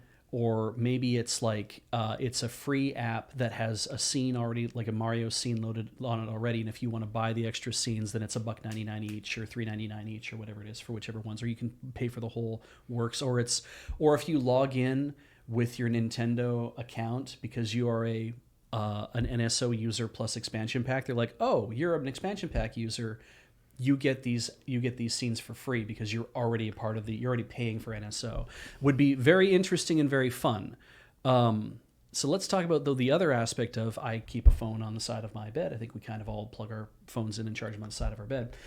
And Apple introduced a thing. I have no idea whether or not Android does this or not, but when you put your phone up sideways like this and it's charging, after a few seconds, it will change the face of the newer phones to show like a calendar or a clock or whatever. Yeah, I think you have a few options. And depending on ambient light, it actually will change the light of it. So like I changed mine so it was really deep red because like deep red is a thing that won't like wake you up in the middle of the night. And when you do that, though, you have to put it on its side. And then of course, you want to be able to see it. So it is aimed towards you so you can see it in bed. And what am I doing? I'm exposing my microphones and making my regular camera and my infrared camera looking at my bed, doing that right at that point. And I'm like, and Apple is promoting that as like, this is a thing you can do with your phones. And people really think that's an interesting idea. They sell stands and they do whatever. And I'm like, you are literally pointing your very expensive webcam to watch you sleep. Yeah. And if people are willing to do that, then I think having just a motion sensor in your room is maybe less dangerous. And if you're that tied up already, you don't have a phone. You're putting your phone in the fucking bathroom or in a drawer or in an office somewhere so while it charges so you don't have it watching you while you sleep. I mean, the difference there, the Alarmo is explicitly using its sensor to do that. Yes. The phone, when it's in that mode, is explicitly not. Yes, unless somebody has hacked your phone. Exactly. It is, and it is not doing that, which is, I think, a big difference. Yeah. But yeah. I mean, it's the thing the of capability theoretically is there. For people who are nervous about that kind of thing, being like, but what if they are using it? And it's like, or what if the FBI want to track me? Or if I'm that paranoid of all these things? I'm like, yes, if you're paranoid, you obviously are not doing these things. So. Sure. I did enjoy people in the YouTube comments were putting out some ideas for particular sounds that would, be very effective getting them out of bed. When you say effective, do you mean like the terror sounds of sonic drowning? Because I've seen plenty of those comments. Somebody just have it like very, very quiet sonic drowning noise. Actually come up with things that sound nice and pleasant. Well, it's not so much nice and pleasant, but like things that, and not necessarily like horrible, like sonic drowning, or whatever, okay. but like things that are like deeply ingrained, like the sound of they talk about like Bowser, or like the sound of like the special attack from like some video game, or the Guardian from Breath of the Wild. That's like deeply ingrained. The like, oh crap, I have to do something now. Yeah. That I think could be, that could be pretty effective. I mean, So it depends on what you want. Yeah, Again, we talked about, the wake up system. What you want. Yeah, it's going to be a bit based on the person, especially in that respect of like, I hear that sound, I know I want to get up and do a thing. You're trying to kind of go for a specific response within yourself. That can be a good way to make a habit. But Oh, just a little beep beep from not having enough hearts. Yeah, it's like the idea of I don't want stress noises when I wake up. That's what I mean. Like they're like, and I say sonic drowning and like the Guardian sound and like these things. They're ultimately a stress noise that makes you jolt out, and ideally you don't want that from an alarm. You don't actually want to wake up that way. That's really hard on your system. Yeah, it's a lot of adrenaline. Yeah. For whatever reason, my system seems to be like, I just have a regular, alarm clock, but I really hate the alarm on it. And to the point where I guess maybe there's like some sort of subconscious. If I set the alarm on it, I will almost always wake up like a couple minutes before the alarm goes off. Ah, good skill. So I turn it off, and so like I often set the alarm, but I almost never hear the alarm. So I just because I really don't like it, which kind of works out okay, I guess. Lord Hoskus was like, "Oh, the sound of a baby puking to get you out of bed, whatever." Right. The only thing that has made me jolt out of bed faster and made me run across the room faster than anything is when we had a cat and you could hear him starting to like, yeah, we don't need the sound Just effects, that. but you could hear it from anywhere. When you are a cat owner, you know the sound, you immediately go because you have to, because you know they've found carpet. Yeah. You know they found you have could have the lino. smallest patch of carpet anywhere. It could be on the ceiling somehow. It doesn't matter. They've found it. And it also is like, it's like if I get to this in time, this is like a 1 minute fix. Yeah. If I get to it late, this is like a half-hour problem. Yes. Yeah. It's, oh man. And I don't want an alarm clock sound anywhere like that. Phoenix, at a certain point in his life, our cat, he decided that the best place to, because I started doing this and then I just discovered he would, for a while he was doing it. When he was like, "Boo, boo, boo," I'd be like, I'd pick him up and I'd run to the bathroom and I'd put him in the bathtub. Yeah. And then he could throw up in the bathtub and then he'd like hop out of there and then be like, great, I can pick out the big thing and throw it in the toilet and I can run the bath and we're done. And he started going into the bathtub for a while, to be sick. was. It was awesome. And I was like, oh my God, that's so good. Thank you. And then he stopped. And still was like, not often enough for you to trust it. No, it's true. Anyway, so, you still Anyway. have to do the get up and check. if you see an Alarmo go on special, I guess let me know because I'll want to buy one when it like hits half price. But I'm not interested. I right don't now. see it doing that for a while. No, me neither. But I mean, I didn't know when the Labo stuff was, but when I walked past like EB one time and they had like half very like different. they had like the Robo Kit for like $20. I'm like, I should have bought that, and then I didn't. I know, Yeah. but that's Felt so don't bad. think you should rely on that. I am curious to see when it does come out if people mod it. Yes. If people can, I'm assuming someone's going to do a teardown at least. Yeah, dozens of people, absolutely. Which will be fun because that product teardown's always fun. And I kind of hope there's some modding on it. Oh, yeah. I don't know what to do with it.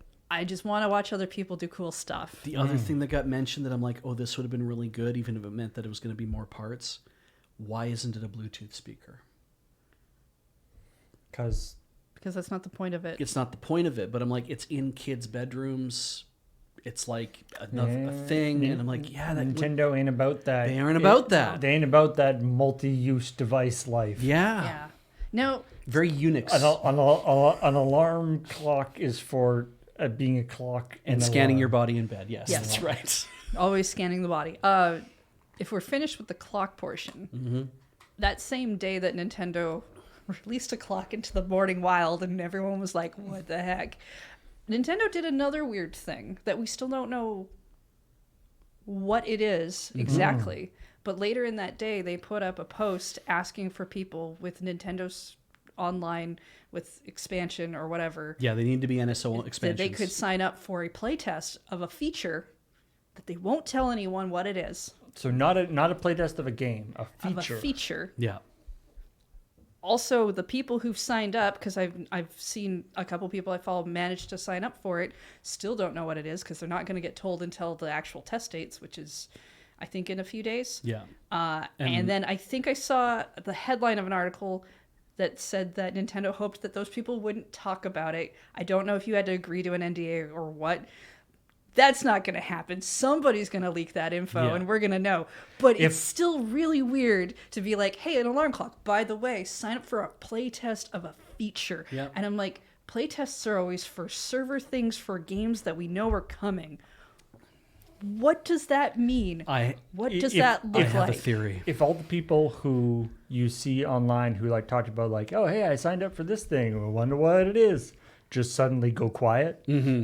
Like they just stop posting everywhere. Then we should get worried. They got I'd be ninja'd. terrified. They of got that. ninja'd. Yeah. But Beach, I have a theory. Alright. Him and I've talked about this a little bit. So he has a theory, Yes. Got a theory. and I like it. Yeah, me I do too. like it. It's Satellaview. So a broadcast game thing. Yes, it's Satellaview. It's going to be all of the and here's why. 5 Satellaview tracks came out for F-Zero, right? Remember how we talked about the dude who like came up with like, oh, I used video data to like recreate some old tracks? Well, the other 5 tracks they didn't recreate actually are now part of F-Zero 99. You can play those tracks from the Satellaview thing. And Nintendo has never acknowledged Satellaview like in the last like 10 or 15 years as like a thing that they want to talk about or whatever. But they literally did refer to these specifically. But these are from the F-Zero when it was on Satellaview.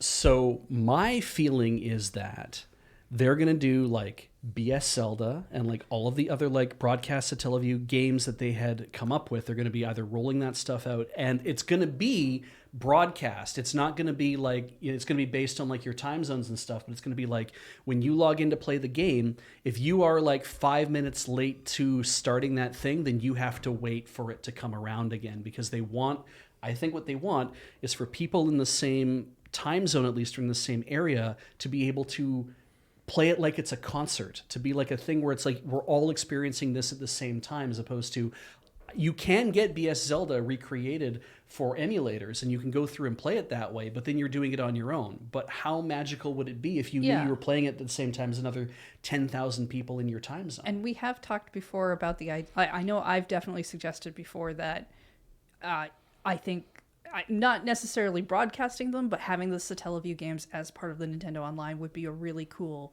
thing to do. Yeah. So maybe. Yes. That sounds like a pretty good thing. Well, we think it's unlikely, don't we? Well, I mean, Because I do too. It's pretty damn unlikely. Yep. You want to make an ice cream bet?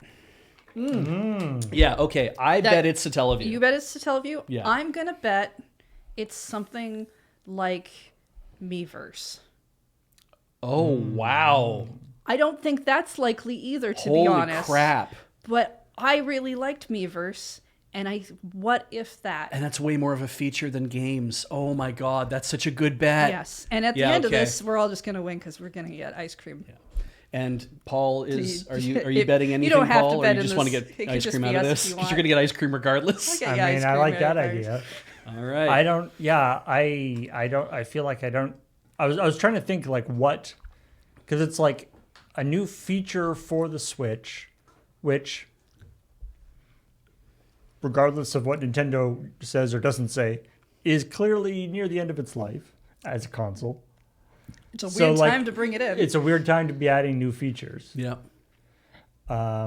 But if it's an NSO feature, because you have to sign up with NSO, and if it is a thing that's going to follow to the new Switch. Yeah, because otherwise Right, I that's would have true, guessed that's maybe true. something like, oh, they're actually going to bring in themes. God damn. But I don't know why you would need to actually. I mean, they have Yeah. themes. One's black and one's white. But the idea of Miiverse coming back as a social network for people to enjoy, and it just follows you on NSO, and maybe it's a thing that you do on your phone as well. I think that's Miitomo, not a too. bad bet. Like that's kind of a cool idea. Yeah, I mean, It would be expensive. I expect us to both be wrong in this regard. Yeah. But, you know. Beta test for Alarmo 2. You want to go with that? The Alarmo hardware is old now. There's been some there's been some leaks of the new Oh, no. the new hardware that they could possibly be putting into the new Alarmo. Get the OLED screen in there, get the upgrades. Yeah, everybody So- wants Alarmo 2, but all they get is the OLED Alarmo. Electro Yeah, 2 like an Alarmo Alarmo Light. Boogaloo. I don't know where to fit that in there. Alarmo Light. That would be like, because you said this alarm clock plugs into the wall. So Alarmo Light would be like one of those little like travel pocket clocks. Yeah. When battery powers. It'd be a Game & Watch, basically. Yeah, essentially. Oh, man. All right, let's move Move on. on. Let's move on. Paul's like, brought up Nintendo. All right, the final story we have here isn't even like The news is just that a new character has been announced for Genshin Impact, which is not news in the sense that they announce new characters all the time. I just thought it was kind of a bonkers new character.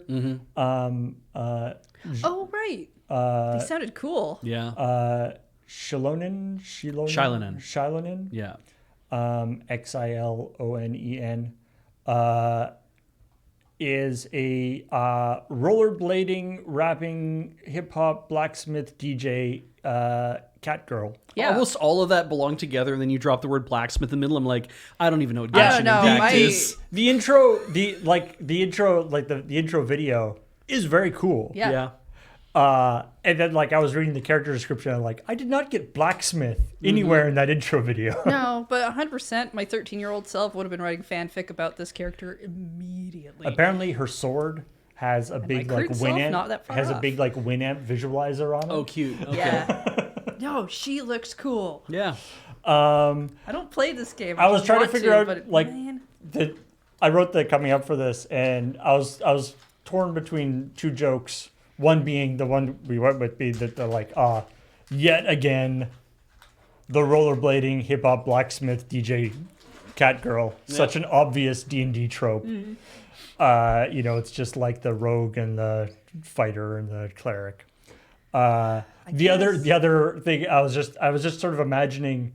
I couldn't quite figure out how to word it, but I was imagining the idea of sort of looking at the Genshin Impact, looking at all the characters and all the sort of features that the characters have, and it's we had to design a character, a perfect sort of puzzle piece to fit in that these are the 5 traits that are the only 5 traits that aren't represented currently in the Genshin Impact lineup. So Yep. we just need to have one character that has all of them to fill everything up.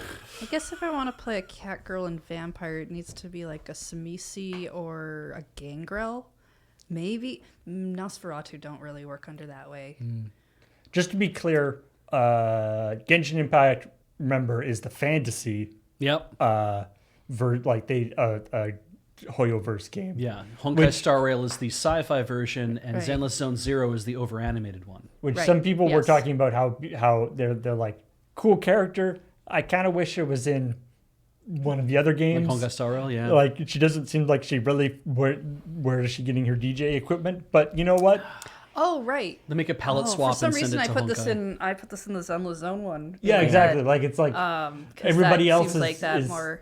yeah. But it's magic. What do you want? Yeah. Eh, I still like sounds cool. I like it when you do a cat girl, but you give them patterned fur, because that rarely does happen.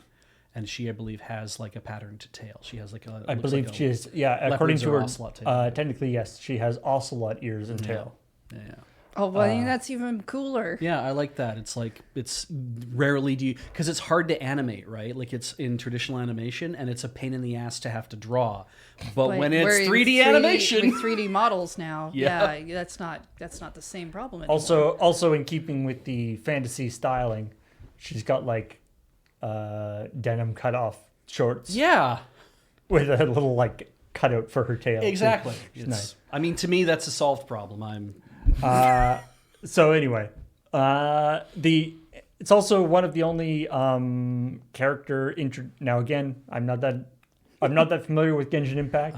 One of the only character introduction videos I've seen where they have an entire rap verse in the Yeah. middle of the character introduction. That is probably true. I mean, Riot's probably done something like that for. well, people LOL. were saying getting a very KDA Yeah. style feel to it. Yeah.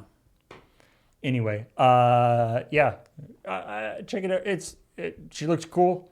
Genshin Impact, very popular game. Anyway, You may have already seen her.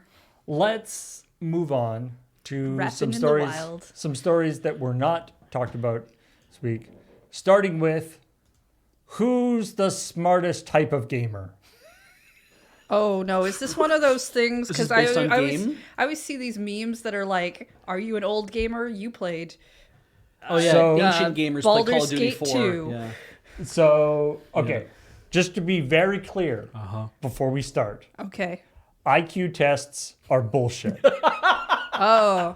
IQ Okay. metrics are Yep. complete bullshit. This isn't like They don't actually correlate in any way that matters. This isn't going to be one of those fun personality tests out of like But Buzz Feed or something, huh? the company Which Bingo, Do they not know what bingo is? Oh, not which bingo, but which bingo. Like yeah, Halloween witches? Or like Yeah. which bingo are we playing? Which Bingo, tagline: Find your new bingo site today. I didn't know there were that many bingo sites. Anyway. I mean, I'm Which confused. gamers are the smartest? Unpacking gamer IQ. So Okay. here we go.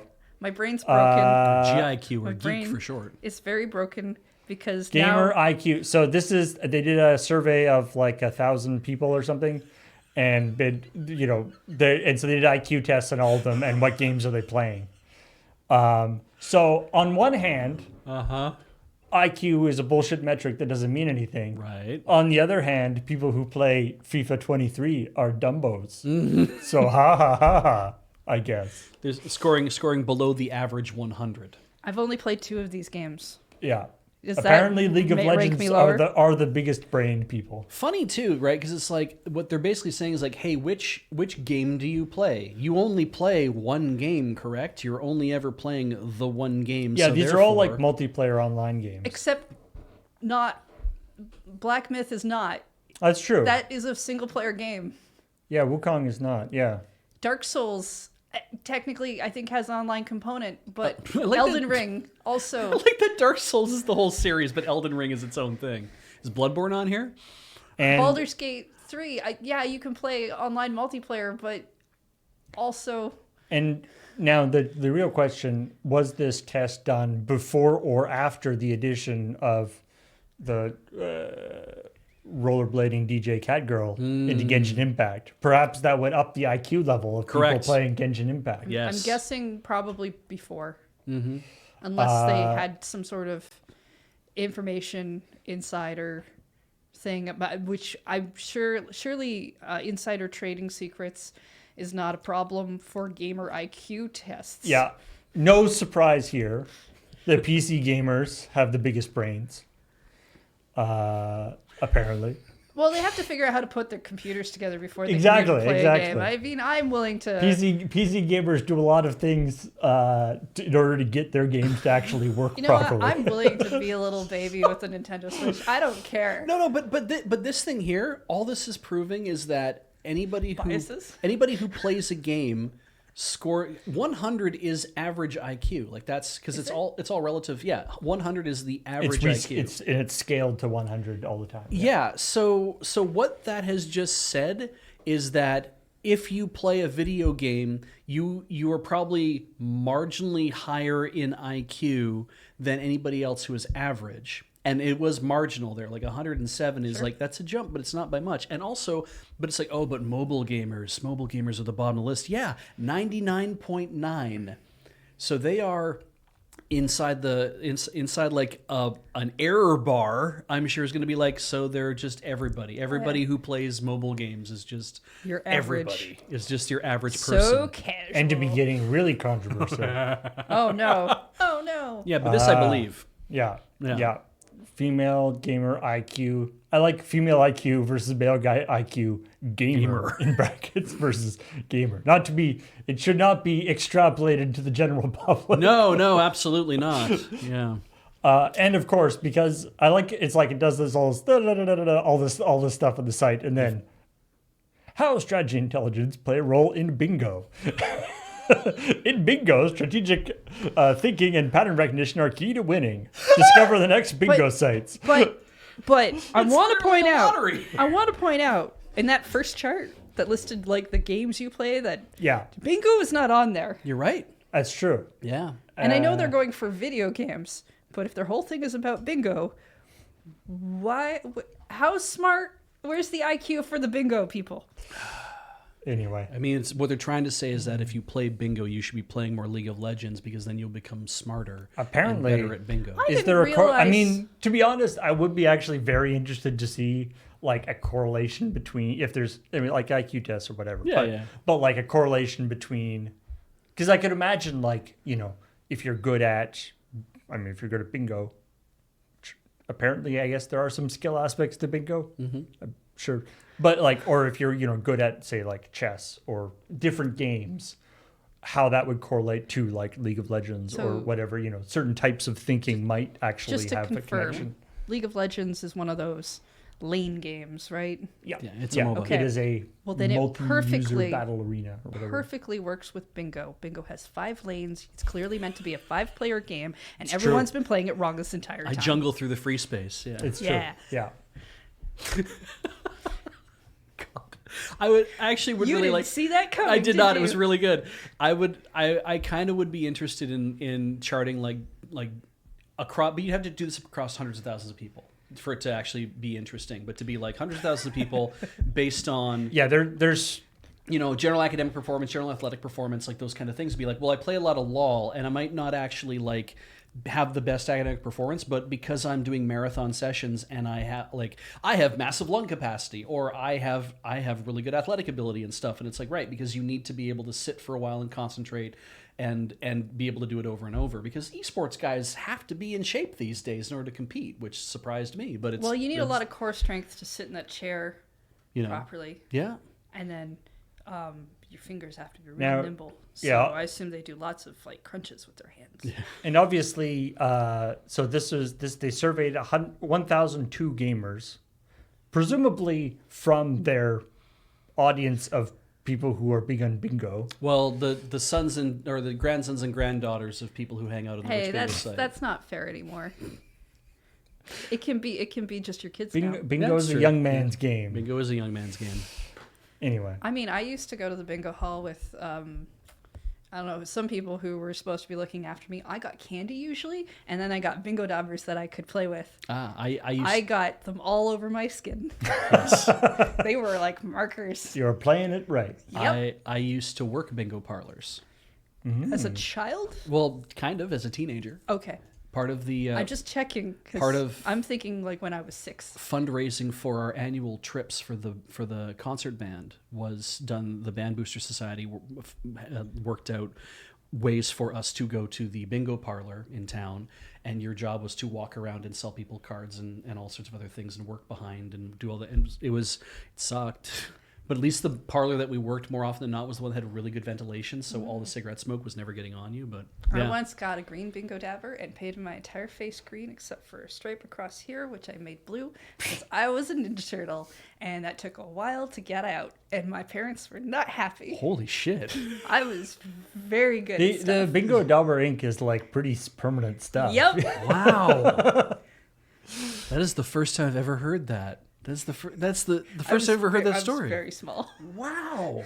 And then I think I was not allowed bingo daubers. I was gonna after say, that. but also like whoever had brought you to the bingo parlor, the amount of time that you must have gone unobserved Oh, I mean, in order to accomplish that. People who are baby, like again, I got chocolate.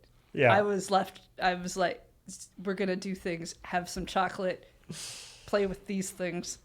I was gone. If anybody saw the stream I did with my brother and his partner a few months ago Glad you're here. Of- Happy of- to be here. Thank goodness Thank you're goodness here. of Thank Goodness You're Here, Sorry, Cable. there's help it. a great there's a great article in PC Gamer about basically interviewing the people who did the localization for Thank Goodness You're Here. Because if you play the game or play the game, it is the most aggressively English game. Yeah. It in fact it has a setting to be like, do you want it like English or do you want it like really like how much like slang do you want us to use? Oh, that's amazing. I really like English slang though, even when I don't understand it. Like I looked up what was it, Safest Houses Yeah. a few weeks back because I was rewatching a show where a character kept saying that. And I was like, why did they say that? Like they do a bunch of rhyming stuff that's Yeah. fun. Cockney rhyming slang. Yeah. Yeah, Yeah. So it's impenetrable. it's like actually Polari. but it's fun to see. yeah, it's actually so the game is super cool and super fun. But this article is talking about localization to different countries, right? And how do you translate this? because so much of it is puns and based on like not only based on like specific aspects of English culture, but also like the words are puns in the things, which don't translate obviously. He's saying the very first thing like before the title sequence is like a little fake ad in which is like peens. They're not quite peas, they're not quite beans, but something special in between. Peens, right? So that doesn't work unless so they're talking about like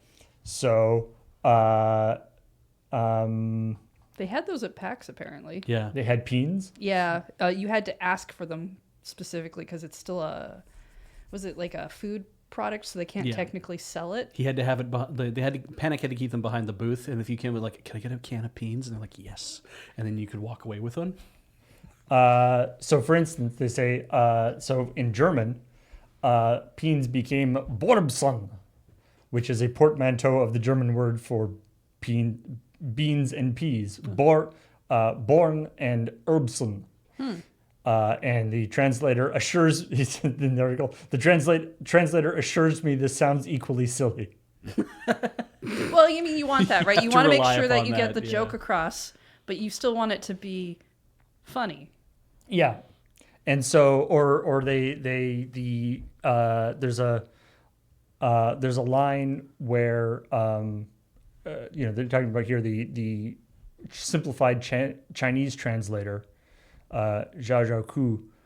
There's a snail that's becomes shell shocked, and it's the joke because it's a snail in a shell. And so she made her own pun using a Chinese proverb that involves snails and changing the characters and stuff, sort of doing a more I guess the sort of Chinese version of, because Chinese puns often are sort of that kind of The wordplay? Humor will not only be wordplay but actually like character play. Like it'll be like this character is pronounced very the same similar way, to this other character. It has there's a character that has a different pronunciation, but that looks like this one, and everyone knows that because you can say this one character like 7 different ways. Or you can have like one character made one way, but you could also technically say it with a couple characters because Japanese kind of does that too. Yeah. And they and they also say there's a similar thing. There's an owl who says, "Never give an owl a towel," which is literally just, it's weird because it's an animal saying a thing rhyme. So in the traditional Chinese, they say owl is formed from the characters for cat, head, and eagle. And so he said, but the character for to hit is the same as the character for cat, or similar to the character for cat. Okay. So he changed the joke to, do not hit cat head eagle owl's head. Do not hit cat head owl's head. So that it's basically when people get the first verb and has the computer died again? Did it do the same thing? I mean, rhyming wordplay is one of the harder things to translate over. Yeah. So basically, anyway, this combination of trying to recreate the same I feel, and also just in some cases they just sort of leaving it the way it was. Yeah. I should rephrase that. Localizing a rhyming joke is a harder thing to do. Translation is generally a little bit more literal. Yeah. Wow, computer dead. Why does this computer do this? Might have to trade out for one of the other FamJam computers from now on. I wish. Or maybe it needs a refresh. Who knows? Who knows? It's all right. It's a mystery. This computer went to sleep. It's okay. We'll wake it up. We'll get an alarmo and that'll help, right? It went to sleep in the sense that it completely turned off, except it thinks it's still on. Anyway, back in a sec. Anyway, so it's a cool idea. By the way, check out the game if you have not, or if you don't want to check out the game, you could also check out our stream of it, because I had a lot of fun streaming that with my brother and his partner, and they had fun watching it too. It is a very, very weird game. I would hope so. All right. I honestly would with a title like that. That's technically the next one in the list. If you want to talk about that, or if you want to go to a different one. Yeah, maybe we're kind of low on time here. Maybe let's talk about freaking Green Day. Yeah, Green Day. that's a really The band? Yes. What did they do? Your amazement that we were talking about Green Day is not misplaced. Well, I mean, I mean, do you have the time Yeah. to listen to me whine? well, I don't know. Can You Wake Me Up When September Ends? That's the same band, right? I can't remember. So they are releasing. Please tell me, chat, that that's the same band. I don't do music jokes very well. So Green Day is releasing a collection of unique items they're calling Dookie Demastered. I'm sorry, what? Yeah, Dookie being the first album they seminal Okay. album. did. It's the one that had basket case on So you it. said the word dookie. Yeah. We're in the moon base. There's just I feel like it's the album that like everybody had for at least generation. when did it come out? 1996. 94. 94. I was in the Oh, Third album, first on a major label. maybe Windows decided to do an update. That's why it's turned. It sure didn't tell anybody, but Anyway, classic so Windows. they're releasing a bunch of they're releasing the tracks each in different forms. Okay. So they are Having a Blast is being released on a floppy disk. Longview is going to be a doorbell. Oh, Like I guess you push I it and it plays want the to song. see that. That is the most interesting thing I've heard. Basket Case is going to be a big mouth Billy Bass. yep. Basket case, That's great. just scary. Go back to the doorbell, please. But Welcome to Paradise is going to be released on a Game Boy cartridge. Yeah, original DMG. A real Game Boy cartridge. So to play it, you have to actually put it into a Game Boy. It will boot up and just play the song. Like there's no actual game on it. It's like buying singles. Yeah. Apparently, One song only? apparently so. Yeah. No. They did the what was that toy that you could get that had like 30 seconds to a minute of a song that like Hip clicks. yeah. I'm assuming that Child of the 90s. I'm assuming that these are not going to be available because, for one thing, they're for the Game Boy cartridge anyway. They're charging $40 for it, Yeah. which seems way too low. This will not be a Walmart special. This will be on their website. They also are making 25 hand-numbered copies for $40 each. I'm assuming they're gone already. Yeah. Even if they haven't released it yet. I hope that the guys, though, like on the back of the cartridge, they like wrote their name on them or their last name so that it was like when you would get like a used cartridge from somewhere that it would have somebody's name written on the back. Oh of yeah, it. yeah. Property of blah. Yeah. different- yeah. I mean, most of the time I get more nostalgic for things like Tamagotchis and whatnot, but every now and then my brain reminds me of the Yak Back. Oh yeah. Oh man, I had a friend who had one. they should put a song on a Tamagotchi. Oh, that'd be good. Pulling teeth will be available on one of those dental lasers that shoots UV into your mouth to cure the fillings. They make sounds. Or on maybe on a dental X-ray because they also make humming sounds too. Oh, there's one in a wax cylinder. Yeah. That's so silly. So anyway, that's mostly was just. It was one of those things that isn't really video game news, except that the Game Boy thing kind of intersects into video game news. Yeah, but you know what? It's fun. I like it. Yeah. I like the weird chaos energy in it. If we could get away with that kind of thing in a way that was feasible and not make people angry, that would be fun. I mean, if we release something on a Game Boy cartridge, I think we could sell 25 I of want to them. release something on a doorbell. Yeah. Nothing is funnier to me than releasing a thing on a doorbell. The idea of like doorbell as a Yes. recording medium. Yes. Loading Ready Run 25th anniversary doorbell has all of season 1 on it. Season 1 of Crap What? Shots. Yeah, what? Yeah, doorbell much as smaller. like a compression system. Oh, the beach drop doorbell. Oh, there that you would go. be terrifying. Actually, you know what? The But beach then drop the- noise on Alarmo. There you go. You want to wake up? Yeah, wait, yeah. If anybody at Nintendo is looking to get people to make like third-party alarm packs for Alarmo, get in touch. Yeah, we have a few sounds and things we could do. Wow.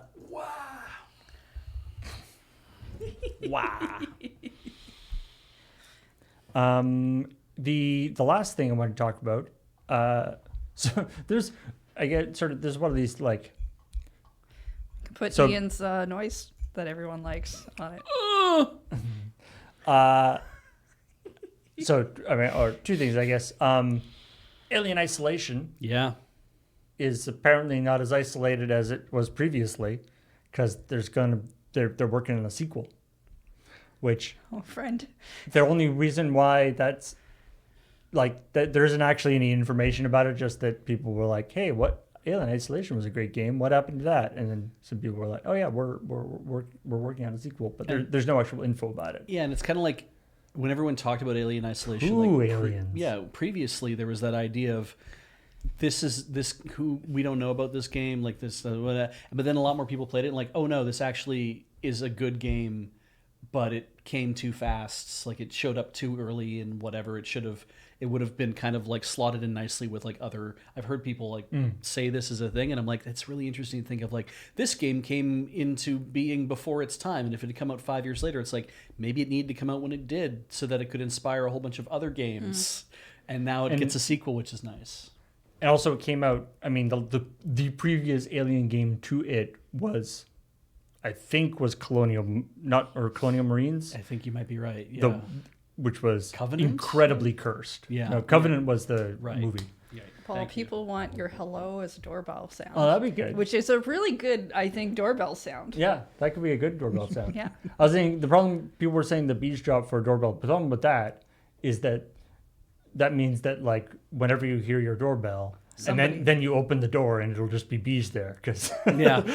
I don't think that would be a complaint from many of our fans. Also, I think looking kind of confused. we still have to license that sound effect to do that because That's true. I don't know where that that, sound effect yeah. comes from. Yeah, I can't remember. But, But the other thing is that 343 Studios, which were previously the makers of Halo that took over after Bungie stopped making it, after Bungie stopped being part of Microsoft. Right. 343 Studios took over. They were sort of working with Bungie on stuff, and then started working more on Halo, and then started taking over completely for Halo. And then nobody's really heard from them since Halo Infinite came out quite a few years ago. But now they have rebranded themselves as Halo Studios. Oh, okay. I mean, it's what they make. Yeah. Now people will know what they make. Yeah. And I So I guess they guess- can't make anything else. Yeah. There's that too. They're the same problem. They have the same problem as the dogs play Tetris.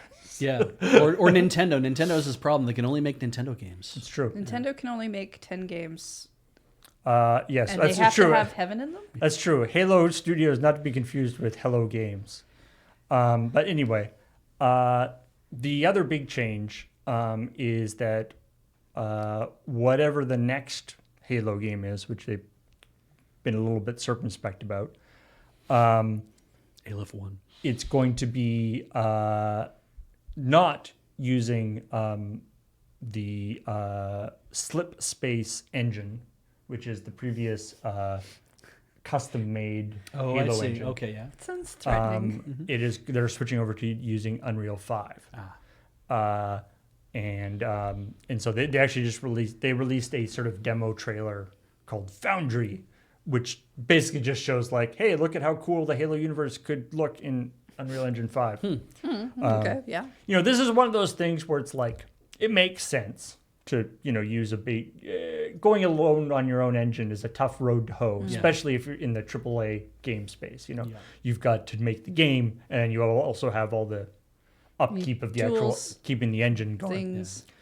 And from what I understand, it was a known thing that the Halo engine was getting a little creaky. Oh. again, if nobody else is using it to sort of subsidize the cost, You know who could use Only- a creaky engine? only one company. Alien Isolation. It's true. Because nothing's scarier Yes. than noises. So